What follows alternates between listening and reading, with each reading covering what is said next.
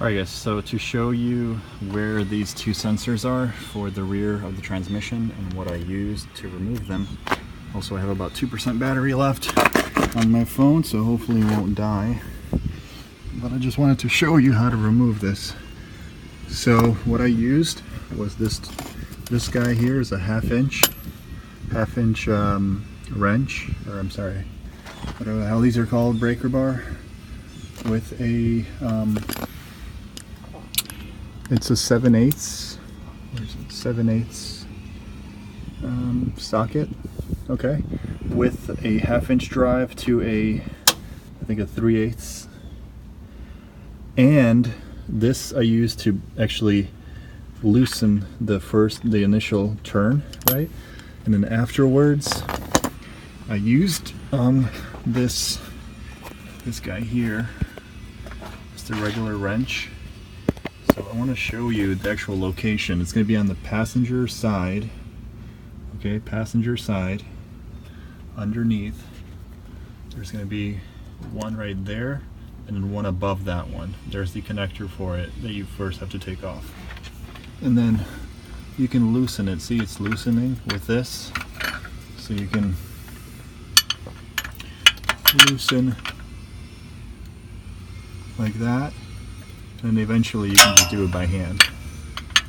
So, but for the first couple of turns you have to loosen it by hand first. Just make sure to not mix up the connectors, the top from the bottom one.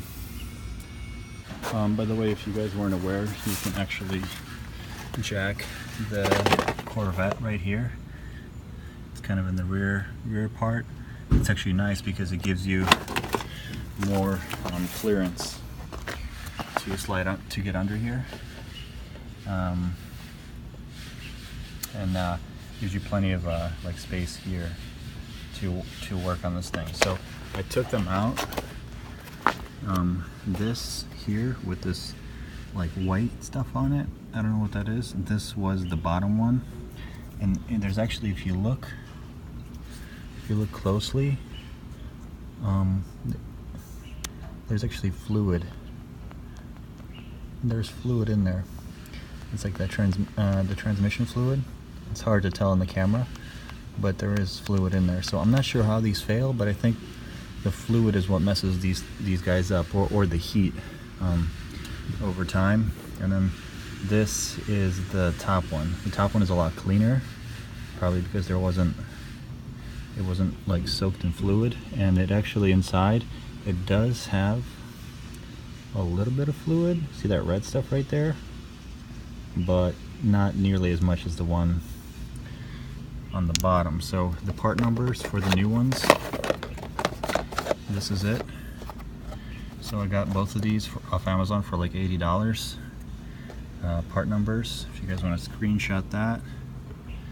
And same on this guy. Those are the part numbers that I got. And then, one of them's in my pocket already. Forgot to take it out. So I'll show you how it looks like. So this is the new sensors. Let me get the other one out of my pocket. So these are both brand new. So as you can see, they're identical to the old sensors. You know, all that is when you shift into reverse, this presses down on this ball, and that just sends a signal telling the computer of your car that the car is in parked, and it can shut off completely. So we're going to replace both of them. I'm not going to test them. I'm not going to see if it's this one that's faulty or this one's that's faulty. Since the parts are so cheap, I'm just going to replace both of them, and hopefully they never give me any problems again. So on the transmission side, we're going to show you, the video's going to get a little, so those are the two holes for the, oh my gosh, how do I do this? So this is the first one here, for the bottom one, and then then the top one is right there. So basically, all you do is where is this? Right there. So start with the top one. Put the top one in first. I don't know if you can see. Like that.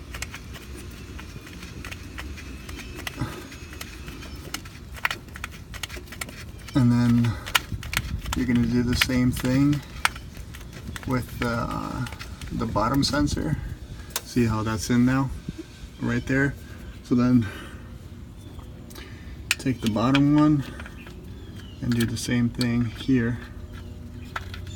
And you're going to make sure it's going in good, and then just tighten it down all the way. Also wanted to show you guys, so this is a 7/8 wrench and this is a 22 millimeter. They're the same.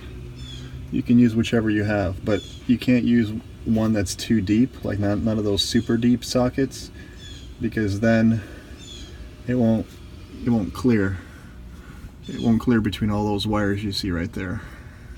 And I think this is the fuel tank. With the heat shield, it'll just hit the heat shield and you won't clear.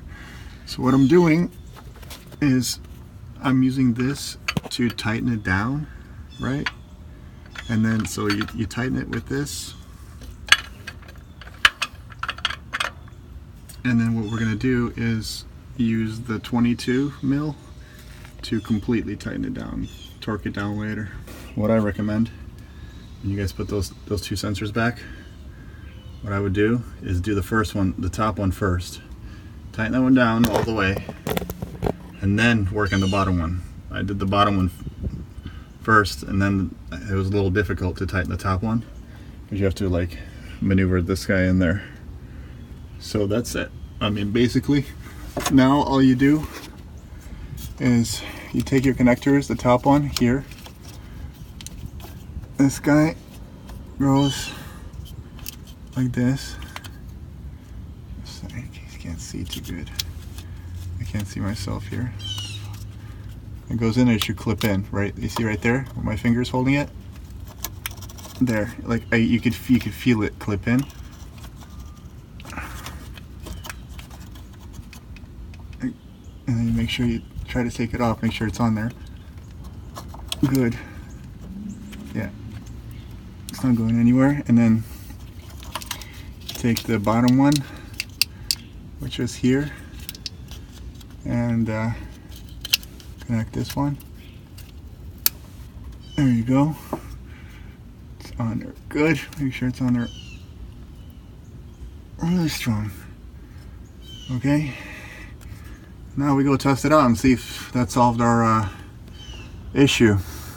Issue here was the car wasn't going into sleep mode, or when you put it into reverse on the 05s, it's supposed to go into sleep mode, right? So that all the electronics turn off in the car and everything, and your battery doesn't drain overnight. So mine did it sometimes, but then sometimes it wouldn't, especially when the car was really hot. It wouldn't go into reverse. When it was colder, it would. So guys on Corvette forums, somebody mentioned these parts to replace, so I'm replacing them, and hopefully that solves my issue of it not going into sleep mode for the reverse. We'll see in a second. Inside the car here, it says shift to reverse. There's a shifter. Clutch in. Wonderful. Everything's fixed, and you just saved yourself probably $500 to $600 at the dealer. So, oh no. Always wash yourself before you get in the car. Anyway, long story short, try to help each other out with these DIYs, because you can really save everybody with these Vettes that are out of warranty a lot of money with doing these simple repairs that I'm sure the dealer will say, oh, it's, you know, some huge repair, which it's really not. So just help each other out. put more videos of these things, little DIYs, and then I'm sure that everybody will be a lot happier. That's all, guys. Take care.